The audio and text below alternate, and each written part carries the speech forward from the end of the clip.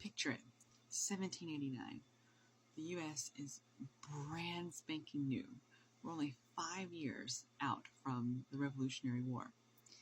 So this is kind of a chaotic time. We have the Articles of Confederation, which is more like a way to bond the states in a sort of, but most of the power went to the states at the time.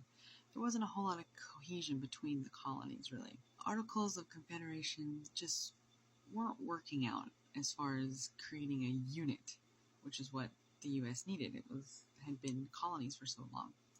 So there was a transition situation going on here, and the powers that be at the time knew that another system needed to be created. And that is when the Constitution was created to replace the Articles of Confederation. It was during that meeting, during that time, everyone was looking for someone to lead America into the next phase.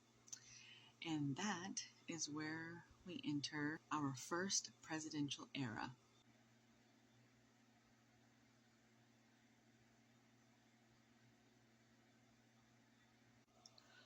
Upon being elected unanimously, twice, what he should be called, some thought he should be called Your Highness, others thought probably not. He decided to be called Mr. President, because the last thing he wanted after years of fighting the British is to be referred to as anything like a king. It was that forward-thinking attitude that garnered him so much respect from everyone, no matter who they aligned with. Everyone pretty much unanimously liked George Washington. During this sort of tumultuous new country feel situation, he took the position very seriously. He wanted the whole nation to come together, to be a cohesive unit under his leadership. I mean, you gotta think, there's a lot going on here. There's war, it's just over. Now we have to figure out an identity. We have to figure out what we want to be going forward, what we want to look like, how we want to interact with each other as these individual states. There's a lot to figure out here, and he's kind of in charge of it, which is a lot of why going forward, the things that we do, the things that we see as that's presidential, a lot of it started with him. Things such as having cabinet advisors, having an organized social calendar, also Thanksgiving, that all started with the original Mr. President. Now that we have a better idea of kind of what the state of the Union was at the time, here are a few things about George Washington's presidency that you may not know. As the commander-in-chief, he one more time led the U.S. troops into the battlefield in a little conflict called the Whiskey Rebellion. Religious intolerance was not tolerable to Mr. President. He once wrote to a synagogue that had welcomed him that the U.S. government offered no sanctions to bigotry or any type of persecution. His second inaugural address would have fit in a tweet, and that was before we got the extra characters.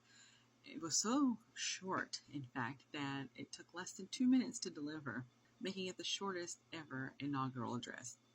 Speaking of speeches by Washington, though, his farewell speech when he left office was so popular, such a hot topic of the time, that 65 years later, Lincoln said that on Washington's birthday, we should read the farewell address. You may be wondering what made it so special. Well, for one, it was written by probably the most well-known historical figure in American history. I mean, even 65 years after it was spoken, he obviously, the first president was always going to be the most important historical figure in U.S. history. But there were some interesting points he made. First, he wanted the U.S. to continue putting a focus on education.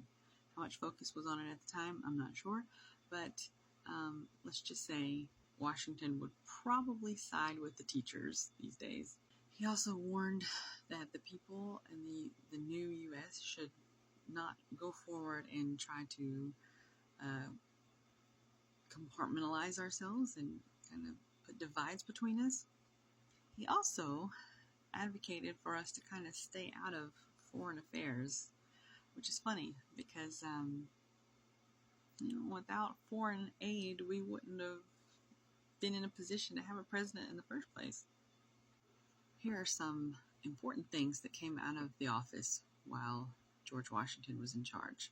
First of all, because of him, we have a Supreme Court. We have rules on citizenship. We have copyrights, a U.S. bank, a U.S. mint. There was a controversial whiskey tax, which may or may not, but definitely did have something to do with the Whiskey Rebellion mentioned earlier. There was also legislation that basically said fugitive slaves are going to be returned to where they came from, unfortunately. But funny enough, a year later, another piece of legislation came out that said the United States is not going to be part any longer of the Atlantic slave trade.